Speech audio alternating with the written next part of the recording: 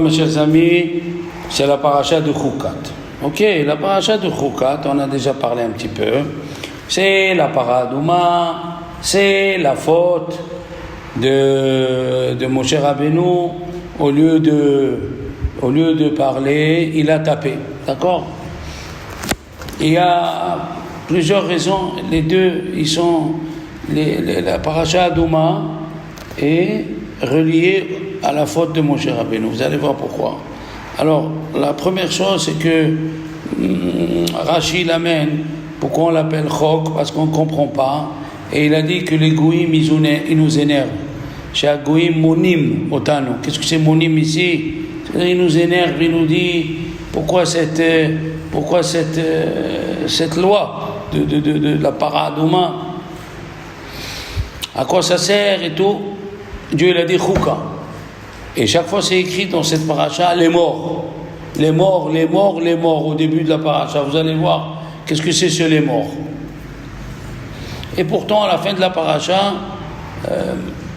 Rashi Akadosh il nous amène au nom de Rabbi Moshe Darshan, qui était un des grands rabbanim qui était à Lunel en l'an 1000.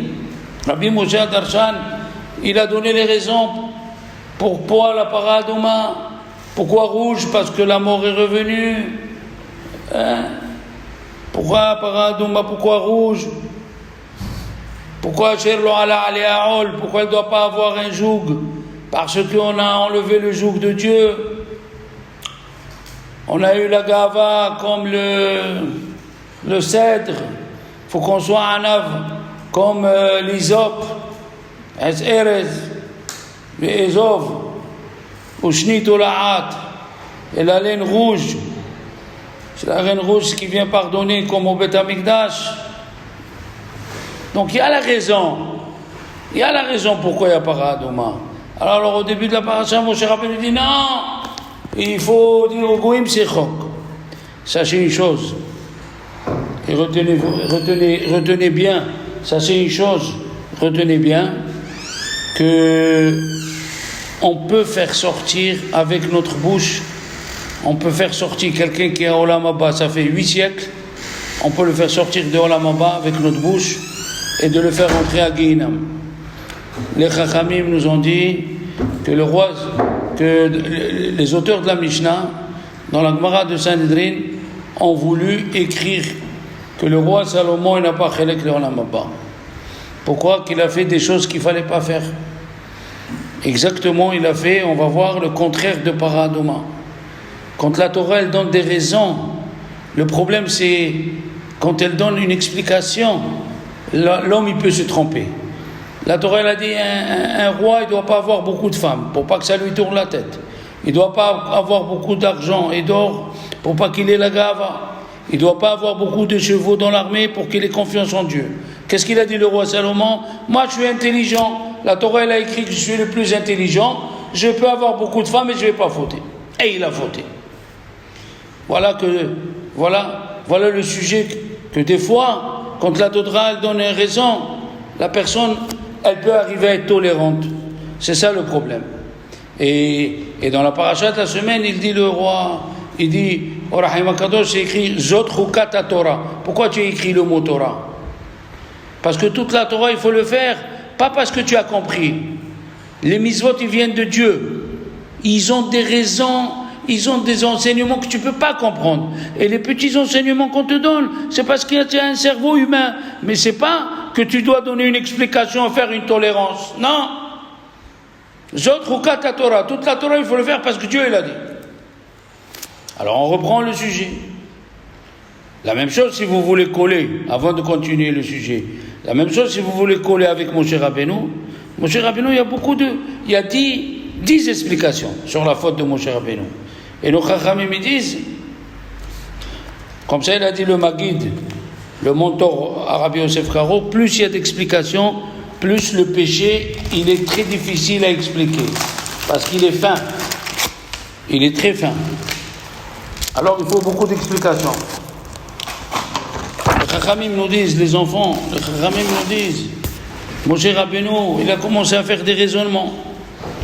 Ah, si je parle, ils vont dire, ils vont dire que je connais quel rocher ils donnent de l'eau, il y a des rochers poreux, des rochers spongeux, des rochers... Les Juifs, ils inventent, c'est comme ça. Quand on veut inventer, on invente.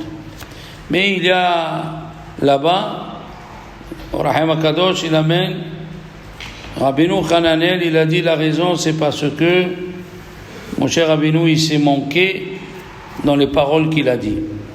Je vais vous expliquer. Le Rambam, il dit, mon cher Rabbeinu, pourquoi il a été jugé de ne pas rentrer en Eretz Israël?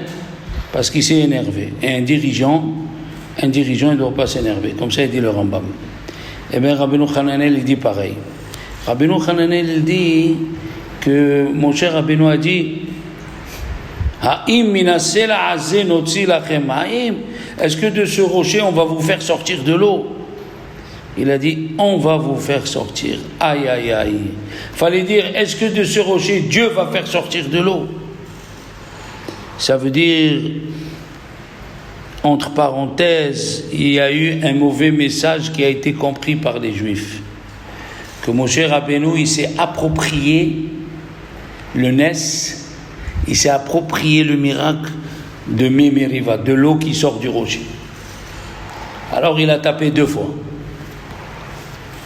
Au lieu de parler, il a fait un mauvais calcul. Alors que dans la parashat Roukat, la Torah nous dit, c'est un chok, ne comprends pas, fais comme je te dis, n'essaie pas de mettre ta tête dans ce que je t'ai dit. Le roi Salomon, il a dit, donc Kohelet et eux, Bikshu, Mahshevot, Rabbim, ils ont essayé d'avoir beaucoup de raisonnement, ils ont fauté. Qui c'est Adam Arishon. Il a commencé à dire, le Yetzirara, il est dehors, c'est pas ça servir Dieu, je vais faire entrer. C'est quoi un chien qui est dehors? Je ferme la porte, il aboie toute la journée, au revoir. Je vais faire entrer le chien à la maison et je vais me battre avec lui. Qui c'est qui t'a dit de faire un raisonnement comme ça? C'est ça la paracha de Roukat. C'est ça la faute de Mé Meriva. Il a dit la Gemara, elle a dit Kol haomer davar b'shem omro mevi geula la'olam. Tout celui qui dit une chose qu'il a écoutée au nom d'un autre, tout celui qui dit quelque chose qu'il a écouté au nom de celui qui l'avait dit, il amène la geula dans le monde. Pourquoi?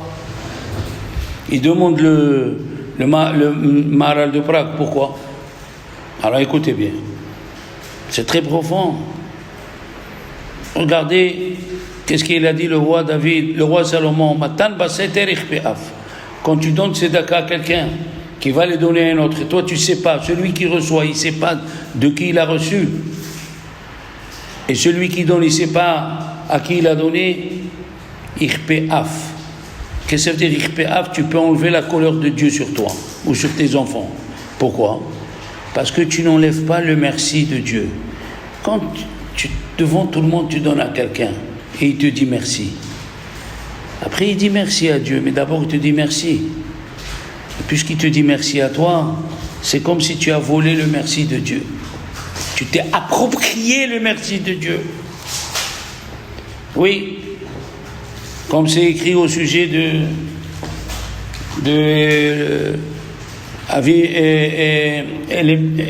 pas Elimelech, celui qui est venu à la rencontre d'Abraham Avinu, hein? le fils de Noah, Shem, ouais, Malki Tzedek. Il était le roi de la ville où il y a la justice, Jérusalem, Malki Tzedek. Qu'est-ce qu'il a dit à Abraham? Baruch Abraham lekel Elyon. Bénis Abraham au Dieu qui est très haut. Eh bien Dieu lui a dit, puisque tu as dit Baruch Abraham avant lequel Elyon, je t'enlève la Keuna, je la donne à Abraham. Quelle faute il a fait? Vous savez quelle faute il a fait? Un Kohen, de quoi il se nourrit? Il se nourrit des cadeaux que les gens ils lui donnent au nom de Dieu. Dieu il a dit, il faut donner au Kohen 24 cadeaux. Le Pidyon Aben, la Terouma Gedola, quand tu égorges un animal, tu lui as donné l'épaule, tu dois lui donner la joue. Et toi, qu'est-ce que tu dis, Malki Tzedek? Tu dis Baruch Avraham lekel Elyon. Tu as dit Avraham avant le nom de Dieu, tu ne mérites plus d'être Kohen. Quand tu t'appropries quelque chose qui n'est pas à toi, ça ne peut pas marcher. Alors le Maharal de Prague dit Qu'est-ce que ça veut dire Omer Davar Beshem Omro, mais vi Géoula la Olam. Tout celui qui dit au nom de celui qui l'a écouté, il amène une Géoula. C'est quelle Géoula? Où est la Géoula? Le Mashiach n'est pas venu depuis le temps. Il y a, avant de répondre à la question, il y a le Magen Avraham, dans le Siman Kuf Nun Vav. Il dit que tout celui qui dit quelque chose en son nom, il ne le dit pas au nom de celui qui l'a écouté, il transgresse Al Tigzol Dal, ne vole pas un pauvre. Il a dit, comme c'est écrit dans la Gemara de Nedarim. Les gens, ils ont cherché dans la Gemara de Nedarim.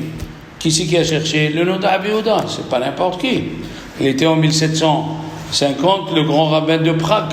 Il était rabbin des rabbins, donc il fallait avoir toute la Torah en tête.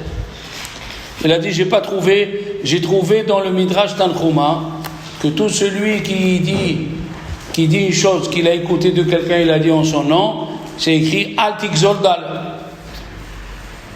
Il y a un Rav, il a cherché dans la Gemara de Nedarim, il a trouvé une chose extraordinaire. Il a dit, j'ai trouvé dans le premier Pérec de Nedarim où il y a 8 rabbins, un il dit au nom de l'autre, Amar Rabbi Abi, Amar Rabbi Asi, Amar Rabbi Abba, 8 fois.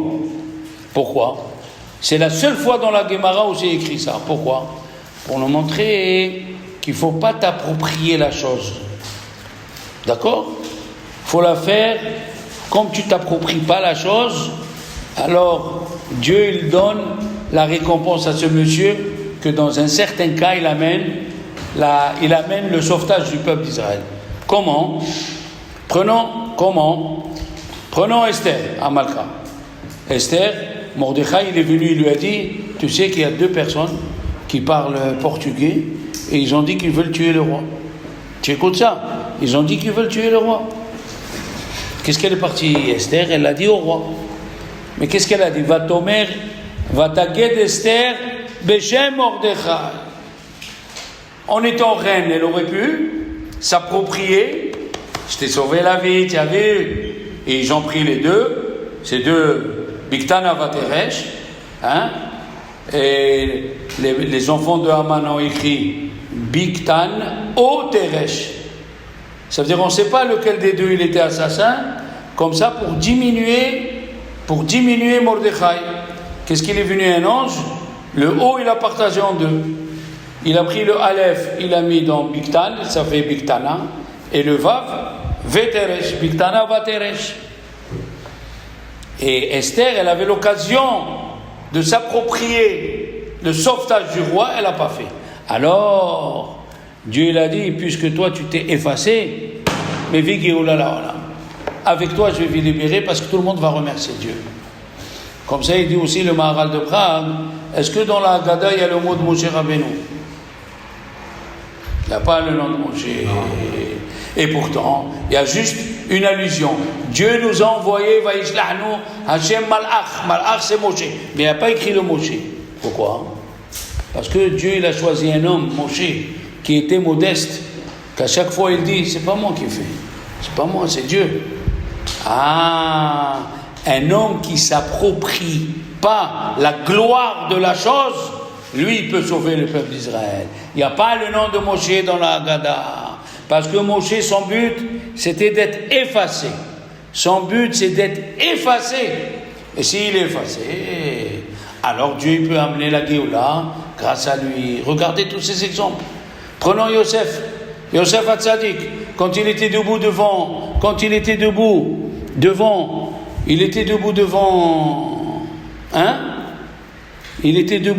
qui? Devant Paro. Qu'est-ce qu'il a dit? Bil'adai Elokim ya'ale, sinon Paro. Qu'est-ce qu'il a dit? C'est pas moi qui parle, moi je dis rien, c'est Akadosh Baruch Hu qui va répondre. Pourquoi Yosef il a dit ça? Il veut pas s'approprier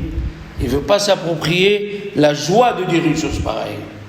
Nous avons vu les malachim, ils ont été punis, les malachim qui ont dit à l'autre, voilà, et on va détruire Sodome et Gomorrhe. Ah, tu t'es approprié, tu resteras en galoute. Ils sont restés en galoute jusqu'à que Yaakov il est arrivé et il les a fait monter. Regardez combien de preuves il y a. Alors quand Moshe Rabbeinu il a dit, est-ce qu'on va vous faire sortir? Il s'est approprié. Il lui a dit, Dieu, tu ne peux pas être un dirigeant. Tu ne peux pas rentrer en Israël, tu ne peux plus rentrer en Israël. Dès que tu t'appropries la chose, tu ne peux pas prétendre à être un dirigeant. Un dirigeant, c'est quelqu'un qui dit que tout ce que je fais, c'est par la main de Dieu. Sinon, les gens, ils allaient prendre Moshe Rabbeinu pour un magicien. C'est ça la faute de Mémiriva. Il ne faut pas t'approprier la chose. Il faut dire, les gens ils disent, j'ai fait, je suis parti, j'ai parlé, j'ai intervenu. Non. Il faut savoir comment remercier Dieu et s'effacer. Et s'effacer devant. Et c'est ça la paracha de Chukat. La paracha de Chukat, elle vient nous annoncer une chose intéressante. C'est écrit dans la paracha de Chukat, ne change pas ce que Dieu a voulu. Et c'est ça la faute du Hegel. Alors vous voyez, la réponse elle est, qu'est-ce qu'on a dit au début du cours? Les Chachamim, ils se sont assis pour faire sortir chez le roi Améler du paradis, là où il était, et pour l'écrire, voici les rois qui n'ont pas chelek le Olam Haba. Alors qu'il était à Olam Haba, ça fait 8 siècles. Il est sorti un feu, il a brûlé la chaise où ils étaient assis les Chachamim. Bon, les Chachamim, ils ont dit, à cause de David Amelech, on n'écrit pas. Qu'est-ce que ça veut dire? Qu'avec ta bouche, tu peux réveiller des fautes de 8 siècles en arrière. La Mishnah, elle était écrite en l'an 400. Chez le roi Amelech, il était 9 siècles avant. Eh bien, la même chose, les Goïm, c'est dans cette mitzvah du Hegel. Dans cette mitzvah du Hegel, ils viennent nous embêter plus qu'ailleurs. Pourquoi? Parce qu'on vient leur dire, la mère vient nettoyer les excréments du fils. C'est qui le fils? C'est le Hegel. Et dès que tu parles du Hegel, tu réveilles la faute en haut. Malgré qu'elle est passée il y a 2400 ans. Mais chez le bon Dieu, est-ce que hier, 2400 ans hier, chez le bon Dieu, c'est rien du tout, c'est une seconde. Il ne faut pas réveiller le péché. C'est pour ça que le jour de Kippour, le Kohen Gadol, il ne rentre pas avec de l'or sur lui dans le Saint des Saints. Pourquoi? Pour ne pas réveiller la faute du veau d'or. Mais ça fait 2400 ans, au temps du temple. Non, il ne faut pas réveiller, il ne faut pas parler. Et c'est pour cela qu'on ne parle pas des morts. Le Shulchan Aruch dit qu'il ne faut pas parler des morts, parce que quand tu parles du mal des morts, là où il est, on peut le faire sortir et on le met à Guinam. Et d'ailleurs, quand Balak il a appelé Bil'am pour maudire les enfants d'Israël, c'est écrit Vaïssa Panav El Amidvar. Il a mis sa face vers le désert. Qu'est-ce qu'il dit Rashi? Pour réveiller la faute du veau d'or. Il ne faut pas parler, il faut dire au Goïm, c'est chok. On ne sait pas, on le fait parce que Dieu l'a dit. C'est chok. Pourquoi dans ce chok-là, il nous embête plus que les autres? Parce que ce chok-là, c'est pour réveiller la faute des enfants d'Israël. C'est pour ça qu'il faut faire très attention.